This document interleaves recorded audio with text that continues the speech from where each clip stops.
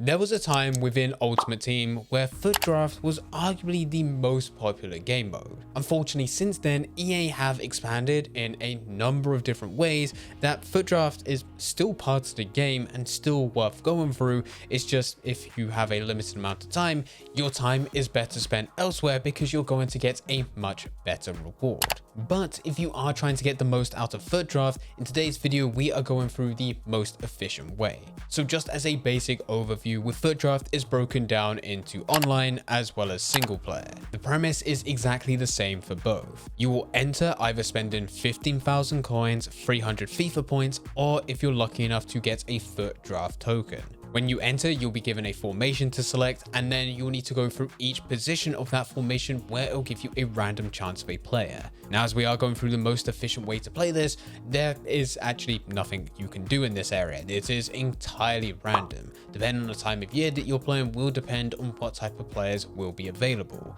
But there's nothing that you can do to increase your chances of getting someone good. Also, with the change in chemistry within FIFA 23, because you're not trying to link players together directly, it also doesn't matter which order you select these players. It just becomes personal preference for me to initially get my captain, which everyone needs to select. I'll then go down to my goalkeeper and then go through the whole starting 11 from defense to midfield to attack. And then I'll go down to my subs, which starts on the right hand side. So my attackers first and goes all the way down to the left, which eventually will be my goalkeeper.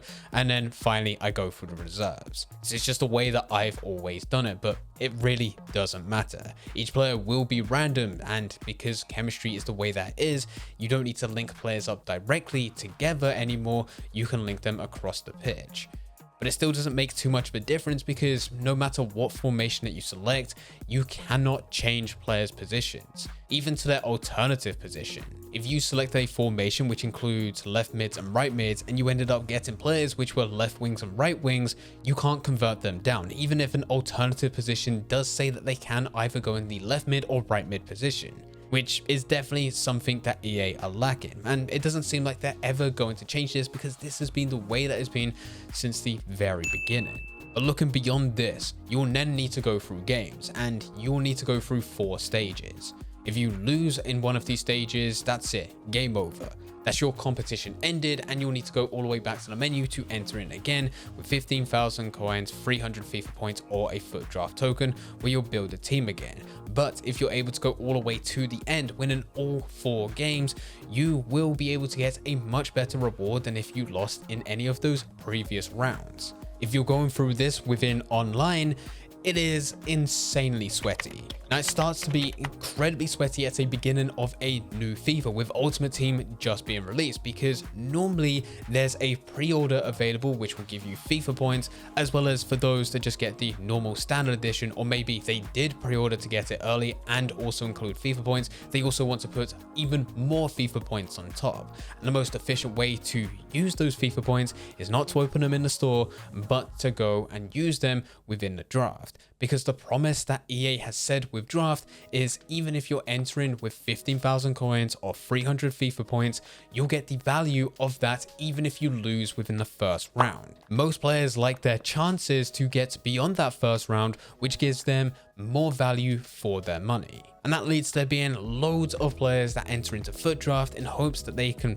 profit from it with the amount of money that they put in for FIFA points without needing to just go to the store and just use them directly. So at the beginning of Ultimate Team, there's an increase of the amount of players playing this game mode, with it being a complete sweatfest. We're talking about this being arguably the most competitive game mode, with the competition level being similar to what you would get within the top divisions within division rivals. Now, of course, you really don't need to worry about that because that's what it's like at the beginning of a new FIFA, and we're coming up to being halfway. But the reason I want to highlight is because whenever there is a major event happening, people tend to flock back to this game mode. We saw this just before Team of the Year, with people loading up on as many FIFA points as possible in order to get the most out of their money, and they'll go into FUT Draft to try and get as many packs as possible stacked and ready to open once Team of the Year is released.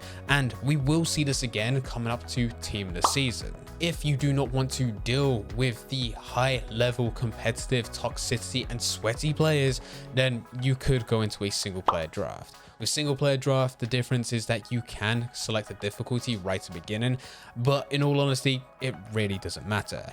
The reward that you get at the end is the same. There is no tiered ladder system. There's nothing to say that if you go for amateur and win all 4 games that you'll get this type of reward, but if you complete it on ultimate difficulty, you'll get a much bigger and better reward. There is nothing like that. It's all randomly shown from the exact same pool, so you can finish this on amateur and get the exact same reward. There is still a difference between single player and online. Online is a lot better.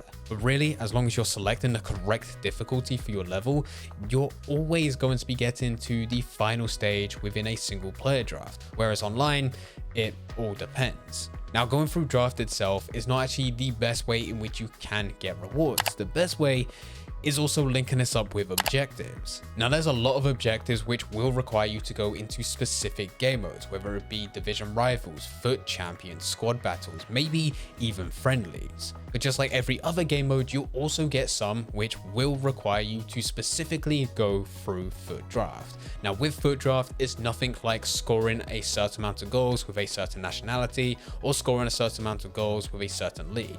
None of that is normally required within draft as a challenge. Most of the time, it's just about playing games and winning games, with there being occasions where both of these are needed at the exact same time and all grouped together within one overall objective. If you play a game, you're rewarded with XP as well as potentially some packs. If you win a game, you're rewarded with XP as well as some packs. Occasionally, they also mix in different types of players that were part of previous promos, where you may be able to claim a one-to-watch player or a hero card, whatever is available, and it depends on the amount of wins you get. This ends up being more rewarding than the packs that you're able to get from draft itself. Remember, even though you can get packs from draft, and if you're able to play online and win all 4 games to complete the final, you can get something good, but you're still relying on it being down to chance. It's a random chance whether or not you get something good, whereas when these challenges are available, a lot of the time you're given guaranteed players. They're not the most expensive players in the world, but you know that they're going to be valued a decent amount. You can't sell them, they're untradeable, but it is something that you can use within your team, or you can go and use within other SBCs at a later date. We did briefly talk about it earlier, but if you are loading up on FIFA points, it's a good idea to not use those straight away with the store, but to actually throw them into FUT draft, whether that be single player or online. Let's say that you have 300 FIFA points, you could buy a 15k gold pack, or you can go over to draft where you can play a few matches, and if you were to go and win them, you could potentially get something better. And that's the gamble you're playing with when you go into FUT draft online. For those of you which do not spend money on this game to buy into FIFA points, you really should be looking out to complete SBCs as well as objectives which will gift you FUT draft tokens. This is something which is not always available within Ultimate Team as part of content, but every couple of weeks EA adds something like this. If you complete a certain objective or a certain group of objectives, the reward will be a free draft token. You'll get a draft token pack. It's also the same with SBCs. An SBC will be placed where you may need to just throw in a couple players. It might not even be that. In some cases, we've seen some SBCs be added where you just need to add a bronze player. It's more or less a free draft token, and all you need to do is check to see whether or not it's listed within your objectives to see what the requirement is, or you'll need to go over to your SBCs to actually find this challenge in order to complete it. Once completed, you're gifted a free draft token and you can enter into it. I know it's not the most rewarding game mode ever, but at the end of the day, because EA promises that you will be able to get a pack valued for your initial investment, these are free coins. It won't be exactly 15,000 coins because bear in mind that these packs may say 15k on them, but we all know that because of the chance, it's probably going to end up being 5k. But either way, it is still coins, and this can add massively to your overall club value. And that's worst case scenario. There is a chance that you could get something good. The last thing to say about FUT Draft is that it's not really a game mode to sit there and grind. And that's for online as well as single player. If you're looking to get the most out of Ultimate Team, you really want to be going through division rivals, FUT champions, and then squad battles. They're all better game modes to dedicate more of your time if you're looking to progress. And even though there are some similarities which do cross over into FUT Draft, but the reason that it's not the best game mode or will never be the best game mode is because of that initial investment. You could play 4 games within single player and FUT Draft and 4 games within squad battles, and you'll always be put ahead within squad battles because there's not that negative 15,000 coins you'll need to pay right at the beginning.